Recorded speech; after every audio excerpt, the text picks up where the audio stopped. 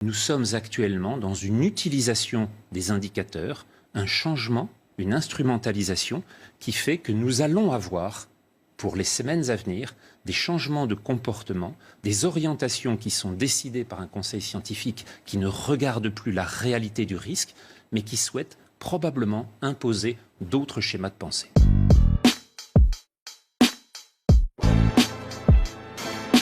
Expliquez-nous, est-ce qu'on doit parler de rebond de l'épidémie, de frémissement ou de deuxième vague? Parmi tous les chiffres que vous avez montrés, ceux qui sont importants sont les 3 derniers sur les 4. Et la communication n'est faite que sur le premier. Pourquoi ? Parce que l'essentiel dans une pandémie est de savoir le nombre de morts qu'elle entraîne. Et de savoir également le nombre de cas sévères, le nombre de patients hospitalisés, en particulier en réanimation. Si on peut regarder sur ces 3 chiffres-là, on va voir effectivement, et là on a ici les chiffres de Santé publique France, publiés aujourd'hui, les courbes d'hospitalisation, les courbes de réanimation ne cessent de décroître depuis début avril.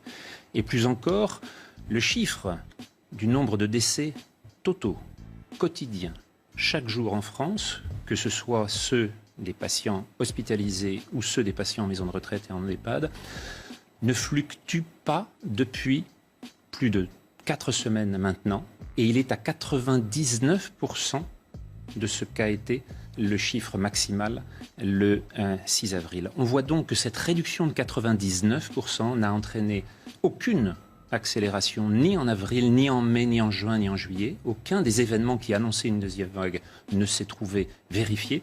Et on voit que l'on a une courbe absolument plate depuis maintenant la fin juin. Si on regarde les chiffres d'autres pays européens, c'est même décès quotidiens en Italie, qui a confiné comme nous, mais la Suède, qui n'a pas confiné, on retrouve à chaque fois cette même courbe d'une ascension en un mois, une décroissance en 2 mois, et plus intéressant encore, la totalité des décès européens, comme vous le voyez là, suit encore une fois la même courbe. Je vous ai mis la courbe du 0 en bleu.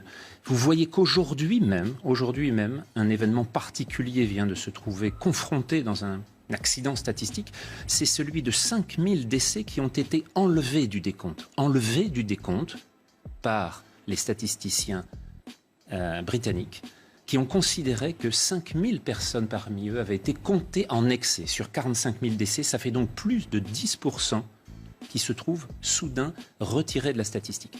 On voit quand même que même dans les pays les plus dotés en capacité de suivi, cette fluctuation est énorme et que nous n'avons pas fini de suivre un certain nombre de ces accidents.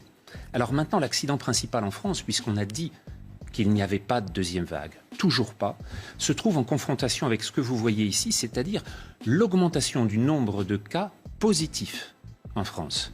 Il ne s'agit pas de patients en réanimation, il ne s'agit pas de patients hospitalisés, il s'agit de formes de sujets jeunes, asymptomatiques, qui viennent demander simplement si leur état est celle d'un sujet qui a rencontré le Covid-19, le SARS-CoV-2, ou s'il est à risque. Bien entendu, comme toujours en clinique, toujours en médecine, ce sont les symptômes qui priment, c'est la dégradation de l'état d'un sujet qui va entraîner la réaction. Or, nous ne sommes plus du tout dans la gravité, dans l'urgence du printemps, de celle de février, de mars et d'avril.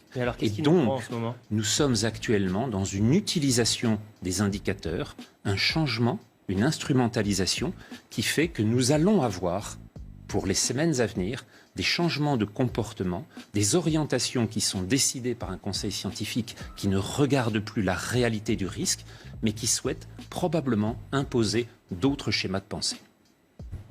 Écoutez, franchement, cette explication déjà, elle était suffisamment claire et on voit ces chiffres. Mais là, quand je vous entends, j'ai très peur. Je suis en train de me dire, déjà, est-ce qu'on fait peur aux gens pour rien ? La deuxième chose, c'est à charge aussi pour les politiques et pour les personnes qui sont au plus haut, au sommet de l'État, qui aujourd'hui nous disent il faut porter le masque en extérieur. En septembre, conseil scientifique, vous en parliez, le conseil scientifique qui dit à l'automne, on risque d'avoir une seconde vague. Donc vous êtes en train de balayer tout ça en disant mais attendez, là les faits sont bien présents, il n'y a ni rebond de l'épidémie, il n'y a ni même un frémissement, il y a des nouveaux cas qui sont confirmés, mais ce ne sont pas des cas graves. C'est absolument le cas. Et qui plus est, le Conseil scientifique, lorsqu'il nous annonce la énième deuxième vague la semaine dernière, un certain nombre de ses membres sont sur leur site de vacances. Si je le dis, c'est parce qu'ils l'annoncent publiquement sur les radios publiques. Et donc, on a un certain membre du... Et c'est gravissime Conseil. ce que vous êtes en train de dire. Écoutez Sud Radio mercredi après-midi, l'un des membres, alors qu'il nous annonce une catastrophe sanitaire pour la France, est sur son site de villégiature. Nous sommes donc dans une situation identique à celle du mois de mars, lorsque celui qui a annoncé la catastrophe avec plus de 500 000 morts annoncés pour la Grande-Bretagne, 500 000 morts annoncés en France, ne respectait pas lui-même le confinement qu'il a réussi à imposer à la moitié de l'humanité. Nous sommes dans des situations dans lesquelles nous nous trouvons face à des gens qui ne croient pas aux recommandations qu'ils transmettent. Il faut donc regarder précisément de quoi le risque est porteur. Et ce risque actuellement n'est plus du tout celui du printemps. Nous sommes face à une situation qui, sur le plan épidémiologique, a largement évolué.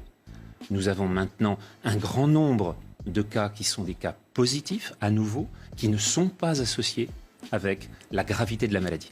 Pourquoi ? Eh bien, il y a un grand nombre d'explications qu'il faut maintenant avoir sur le plan de l'épidémiologie, sur le plan de la virologie, sur le plan de l'adaptation des espèces les unes aux autres, dans cette compétition extraordinairement tendue, sur lequel le virus avait l'avantage au printemps et sur lequel, manifestement, il ne l'a plus pendant l'été.